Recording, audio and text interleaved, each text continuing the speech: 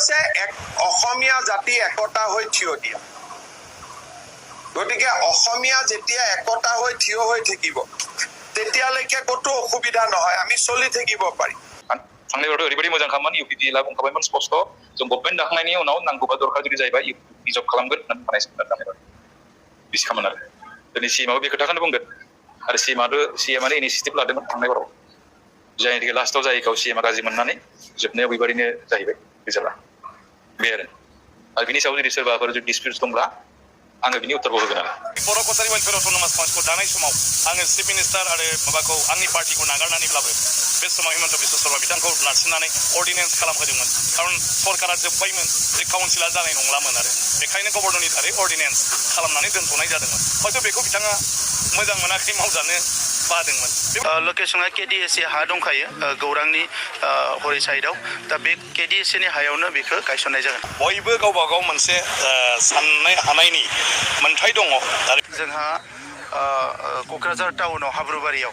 Town हल जोङो दिनै गायसनदों 24 कौटिनि बेसेबा गिदिर टाउन हल जियानोखि फैबाय थानाय समाव बे क'क्राझार टाउननि बायदिसिना हाबाफारिफ्रा बेवहायनो खुंजागोन जोबोद गोनां जाना दङमोन। आसामनि chief minister doctor Himanta Biswa Sharma बिथांखौ आं साबायखर बावदों जे 24 कौटि रां बेवहाय होनाय जादों जायनि दारै बे टाउन हला लुफुंगोन आरो जोंनि काउन्सिलनि फारसेनिफ्राय जोङो बेवहाय दिनै state of art G guest house बेखौ लुफुंनो थाखाय नैबेयाव जोङो दिनै अन्थाइ खाम्फा गायसनबाय। दा बे स्टेट अफ आर्ट गेस्ट हाउसाव जोंहा भिभिआइपि देशनि गिदिर गिदिर आलासिफोर फैयोब्लाबो एबा बिदेशनि आलासिफोर फैयो गासैबो बेवहाय थानो हानायनि बेबस्था जागोन। दा नंखायनो बे मोननै खामानिखौ मावफुंनो एबा जागायनो आखायाव लानानै जोबोद गोजोननाय मोनदों आरो बेयो जथेस्थ' गोनांमोन। जों सरकार फैनायनिफ्राय गोबां सेन्ट्रेल मिनिस्टारफोर स्टेट मिनिस्टारफोर फैदों आरो क'क्राझाराव मालाबा थानो उसुबिदा जायो जायनि थाखाय जोङो बिआरपिएलआव गुबुन गुबुन गेस्ट हाउसाव दोनहरनो गोनां जायो। नाथाय बोसोरनैनि उनाव बे न'आ गेस्ट हाउसा लुफुंजानायनि उनाव बे जेंनाया पार्मानेन्टलि जोबगोन। स्टेडियाम लुनाया अलरेडि बेयो इन प्रिन्सिपल एप्रुभ जाबाय 110 कौटिनि मोनसे स्टेडियाम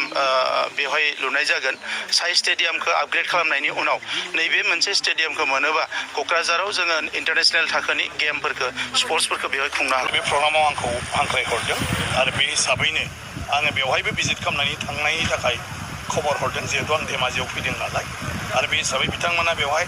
बेबायदि मोनसे एरेन्जमेन्टनि गेजेरजों बयखौबो लेंहरनानै दिनै माने लोगो मोनलायनाय खालामदों। गतिके जेबो थांखि गैया मात्र बर' कसारि वेलफेयार अट'नमास काउन्सिलनि मावखुलियाव फैनानै बयजोंबो खेबसे लोगो मोनलायलांनाय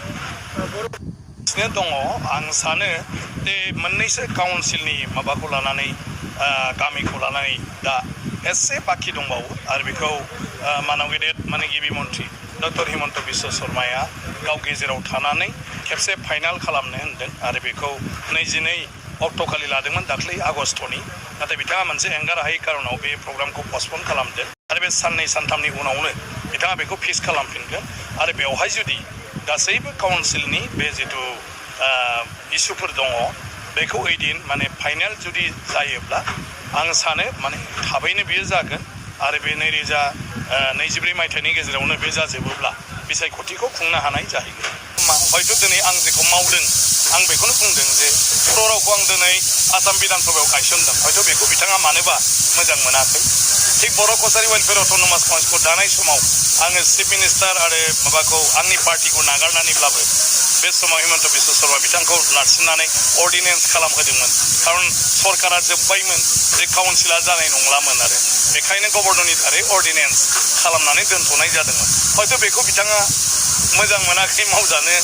बादोंमोन। बेबायदि गोबां बर' गोरोबथानि उनाव बर' गोरोबथाखौ मावफुंनायनि माखासे खामानि मावदों हयथ' बिथाङा बेखौ लुबैयामोन आरो हयथ' बिथाङा मोनसे आन्दोआव माबा मोनसे हास्थायनाय लुबैनाय दंमोन सोरजोंबा थानानै सोरजोंबा मानानै बे दुखुआव बेबायदि लिरनाया स्वाभाबिक आरो बयनिबो दुखुआ एखे नङा बयनिबो साननाया एखे नङा आरो जोंबो साननो नाङा जे जों साननाय जों मावनायानो गासिबो बयनिबो थाखाय बाख्नायथाव मोजां मोनजाथाव होननानै जोंबो साननो नाङा आरो आंबो बिदिनो साना आरोमा। जोङो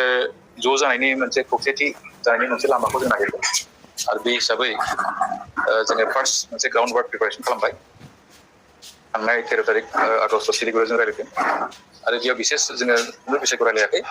जे जों रायलायनायखौ कन्टिनिउ खालामबाय थागोन आरो जों मोनसे फर्मुला बहनगोन जि फर्मुलानि गेजेरजों गोरोबथाया फैयो खारन बिनि फार्स्ट एटेम्प नङा आरो अलमस्ट फाइनालाइज जाखाबायमोन खेबनै सिगांनिया दिनै सासे रेसपन्सिबल माने बिटिसिनि सिनियर सासे मानसिनि थाखायनो बे गोरोबथाया जायाखै आरो मोननै हान्जानि गेजेराव जानांगौ थांनाय बारावबो मुख्यमन्त्रियानो गावनो स्वयं बुंदोंमोन जे बिपिएफ आरो इउपिपिएल मोननैजों ज' जानानै फै बिटिसिआव जों बिजेपिआ गेलेया होननानै 2019आव बुंदोंमोन आरो बे हिसाबै आंखौनो दायथ' होदोंमोन आरो अनदिमारखौ दायथ' होदों आरो बे हिसाबै जोङो बिपिएफ आरो इउपिपिएलआ खेबबासिम रायलायदों दिल्लीयाव रायलायदों गुवाहाटियाव रायलायदों गवायाव रायलायदों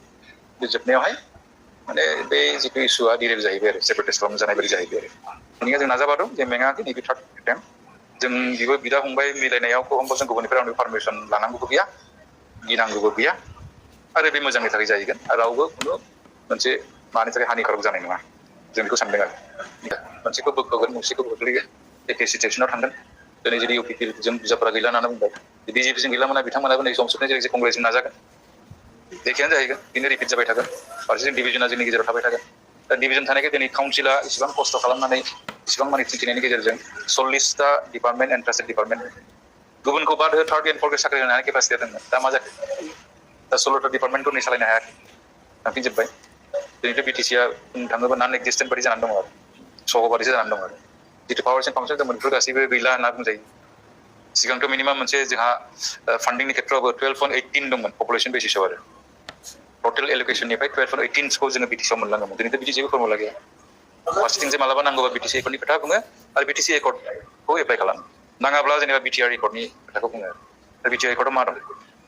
जिथु मोनसे कनस्टिटिउसननि मोनसे सेफगार्डबो जेबो गैया बेनिखायनो बे एकर्डआथ' सिम्पलि जास्ट मोनसे आन्डारस्टेन्डिं आरो बुजाफोरा बेनिखायनो दिनै बुजिनाया बयखौ बुजिखाबाय जों हाजार जों खोलाया मानो खोथा बुङा मानो दिनै बिटिसि एकर्डआ स्क्रेप जायाखै आरो बे एकर्डनि मथे जोंहा माखासे रेभिनिउ शेयारनि खोथाबो दंखायोमोन आरो